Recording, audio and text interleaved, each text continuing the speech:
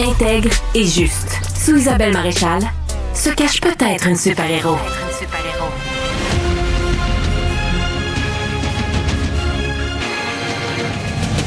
Isabelle Maréchal. Parlons un peu de la Direction de la protection de la jeunesse, la DPJ. Vous savez que c'est un dossier qu'on suit beaucoup à cette émission. Tout l'automne dernier, on vous a fait part de certaines irrégularités, de dysfonctionnements qui sont assez dramatiques. J'ai eu l'occasion de parler à plusieurs parents qui essayaient de se dépêtrer dans cette espèce de grand monstre qui est devenu la DPJ au fil des temps, des années. On a eu également, via la presse, vent de plusieurs cas assez graves où on a vu à Cité-des-Prairies, entre autres, des intervenantes avoir des rapports sexuels avec des jeunes contrevenants qui semblaient faire la loi dans ce centre jeunesse. Bref, on a à peu près 40 000 jeunes qui ont un dossier DPJ au Québec et je voulais en parler depuis un petit moment avec la nouvelle patronne de la DPJ. Elle a été nommée il y a à peu près 3 mois parce que la patronne d'avant faisait pas le travail. On essayait de lui parler, ça n'avait jamais été possible. Donc Leslie Hill est désormais Madame DPJ. C'était l'une des commissaires de la Commission spéciale sur les droits des enfants et de la jeunesse. Vous en souvenez, je vous en ai souvent parlé, qui avait été présidée par Régine Laurent, qui a remis son rapport en 2021 et dont une des premières recommandations, c'était justement la création d'un protecteur des enfants. Leslie Hill est avec moi.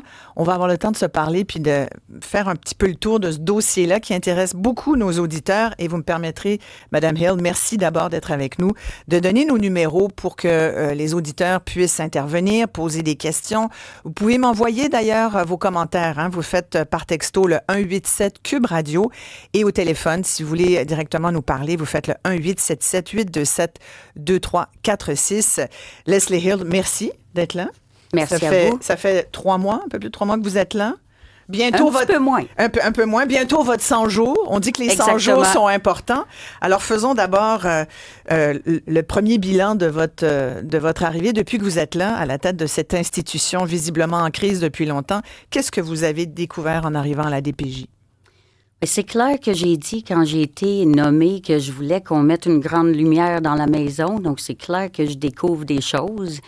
Et je dois travailler avec les DPJ dans toutes les régions, mais avec la société civile aussi. Donc, j'ai été beaucoup en consultation auprès de partenaires communautaires, parents, enfants. En fait, c'est les associations de jeunes, les comités des usagers. Donc, j'essaie de voir le plus rapidement possible les personnes sur le terrain, mais tout en faisant des visites terrain aussi. Donc, j'ai fait quelques interventions dans certaines régions déjà. Comme par exemple?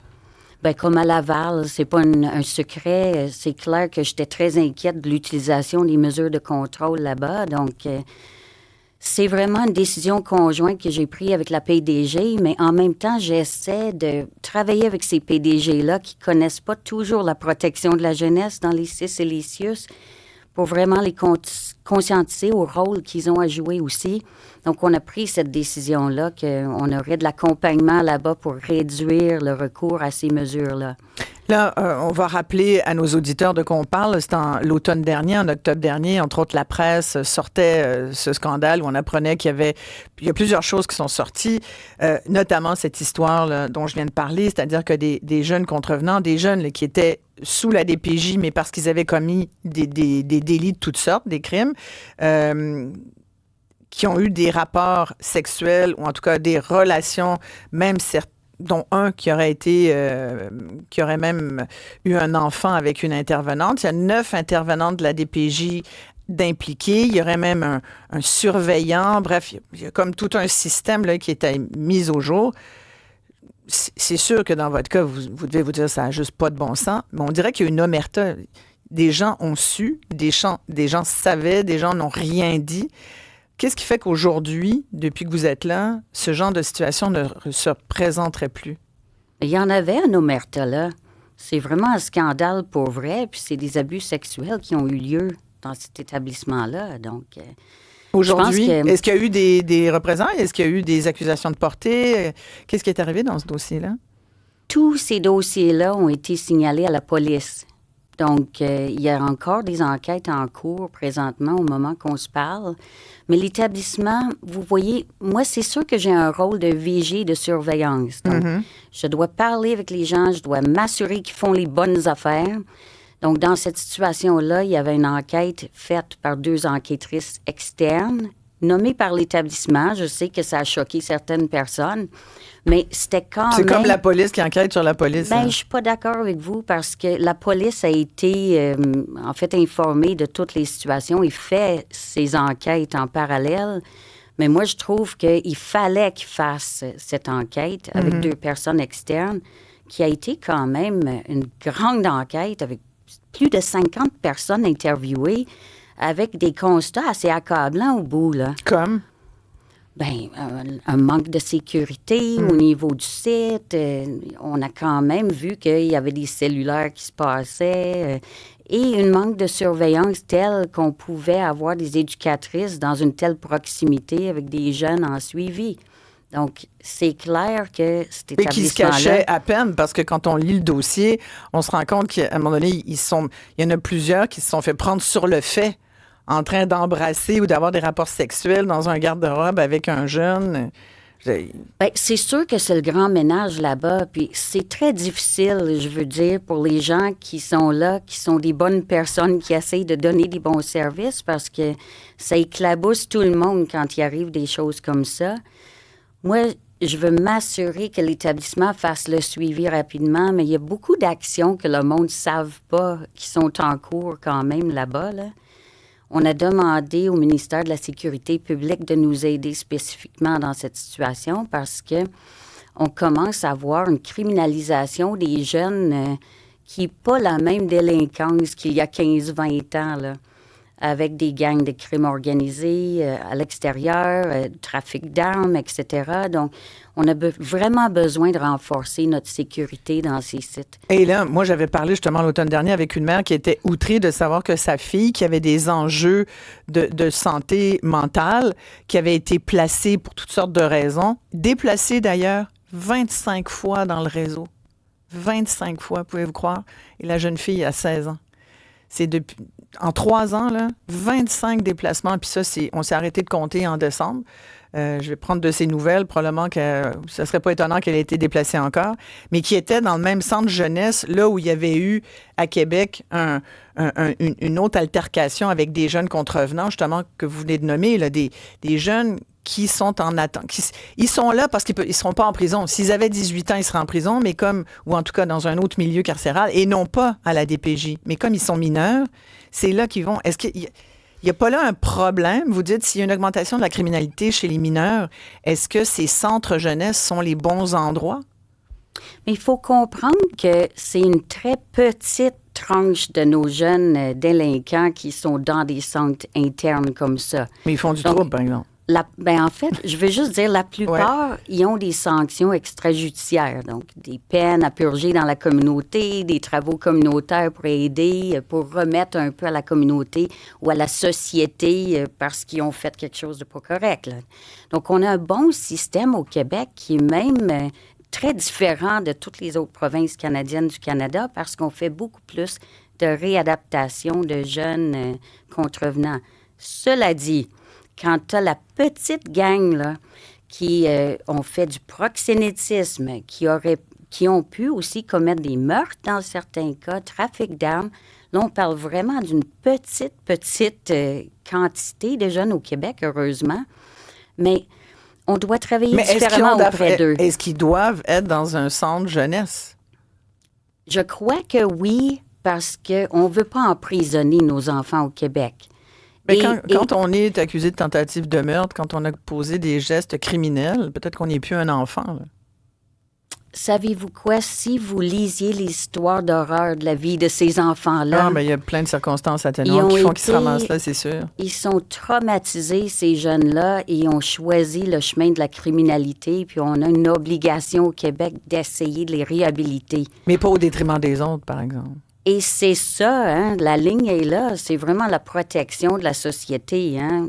C'est Mais une pourquoi autre ils sont loi. ensemble? Pourquoi fait- ils sont avec des intervenantes qui ont quasiment leur âge aussi? Je sais que vous vouliez augmenter au niveau de la formation, au niveau de ceux qui oui. travaillent là.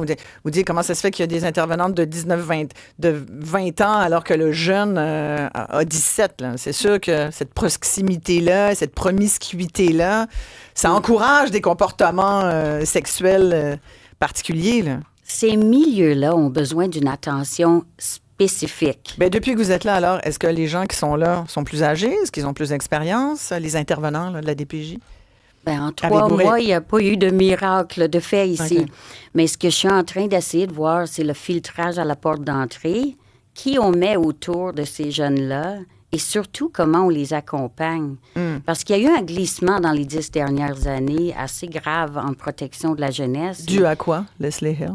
Dû aux réformes antérieures, honnêtement. Là. Je dis pas que c'était parfait avant. Il y avait des problèmes dans ce réseau-là avant, puis les gens décriaient des affaires avant. Là. Qu'est-ce qu'on n'a pas bien fait? Qu'est-ce qu'on n'aurait pas dû faire qu'on a fait puis qui a nuit au réseau? Ce qui a nuit, c'est la réforme dans le sens qu'on a mis la protection de la jeunesse dans des grands établissements de dispensateurs de toutes sortes de services, des services pour aînés jusqu'à la santé mentale. En fait, les CIS et les CIUS sont multimissions, donc ils s'occupent un peu de tout le monde.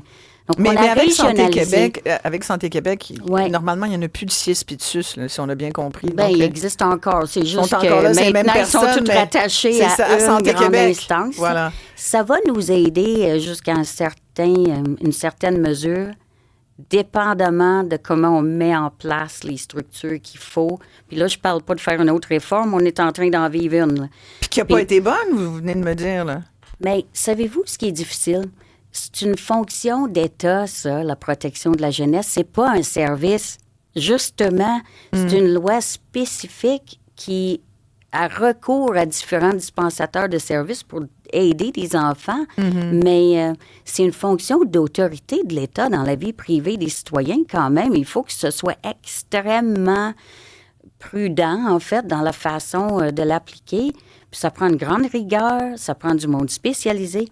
Donc, juste les mettre dans des CIS et des CIUS où il y a une gouvernante qui ne comprend pas ça, c'est périlleux. Après ça, tu fusionnes des accréditations syndicales. Puis là, les gens peuvent aller n'importe où ils veulent, là, en santé mentale, auprès des personnes âgées, au CLSC. C'est le travail le plus difficile en services sociaux. Donc, on a vu un exode de monde. Donc, les gens faisaient partie de ce qu'on appelait des centres de jeunesse autrefois, là, où ils gravitaient, en fait, ils naviguaient dans cet environnement-là, puis c'était pas du tout rare de voir des gens passer toute leur carrière là. Êtes-vous en train de dire qu'aujourd'hui, Leslie Hill, aujourd'hui, les intervenants qui travaillent pour la DPJ ou dans les centres de jeunesse, c'est peut-être pas ceux qui devraient y être? C'est surtout des jeunes intervenants. Donc, quand ils n'ont t'es pas l'expérience. Jeune, puis c'est toi qui appliques les mesures les plus difficiles, les plus complexes, qui devraient être spécialisées, c'est sûr que si tu n'as pas énormément d'encadrement, de formation, de soutien, c'est très difficile d'arriver. Puis là, on sait qu'on a une mobilité de main-d'œuvre incroyable, une pénurie dans toutes les professions. Puis la DPJ a une méchante de mauvaise réputation, là. Ça n'aide pas. Il y a des gens qui disent qu'ils ne travaillent pas pour la DPJ parce qu'ils ont honte de dire qu'ils travaillent là. Je sais. Et c'est d'une tristesse infinie. Mais là, vous n'êtes pas à la veille d'avoir des nouvelles personnes plus expérimentées, là. En fait, comment il faut ramener la fierté, je vous le dis. Et comment on ramène la fierté? On ramène pas de fierté en mettant notre tête dans le sable, par exemple. Ouais. Donc, il faut être capable d'être transparent, de nommer les problèmes puis de les régler. Et à la fois qu'on dit ça, il faut être capable de faire rayonner les bonnes affaires parce que c'est pas juste des mauvaises choses que moi je vois depuis que je circule. Puis j'ai circulé beaucoup, là. Ouais. Il y a beaucoup d'innovations. Il y a encore du monde qui ont le cœur à cette profession-là, qui essaye de faire des belles choses, puis il y a encore des réussites. Parce que là, vous m'avez parlé du système, finalement. Là. Puis là, vous dites, ça fait à peine 3 mois. Bien là, vous avez vu le système. Vous êtes dans les CIS, les CIUS, Santé Québec maintenant. Là, il y a les syndicats. Là, il y a tout le réseau. Il y a les employés. On n'a pas parlé des jeunes encore. On va parler des jeunes après la pause. Absolument. Mais les jeunes, là, puis d'ailleurs, les jeunes placés, les parents complètement déboutés devant ce grand monstre que vous venez de décrire avec toutes ces tentacules qu'on vient de nommer. Des parents qui se retrouvent parfois avec un enfant qui a été placé, des fois contre leur gré. Peut-être le parent n'était pas compétent, mais le parent pouvait quand même faire de son mieux. Puis il y a des parents qui aussi, si on réhabilite des jeunes contrevenants qui ont commis des crimes, on peut réhabiliter aussi des parents. Il y a des parents qui se sont, en ce moment, il y a des parents, moi, qui m'écrivent toutes les semaines pour me dire « On m'a arraché mon enfant ». Un des dossiers de la presse, c'était pour montrer que, justement, il y avait des enfants, des bébés qui étaient pris à leur mère, à leur famille biologique, qui étaient quasiment donnés, qui étaient comme garantis à des familles de la banque mixte, c'est-à-dire des familles de parents adoptants, des gens qui veulent un bébé. Là.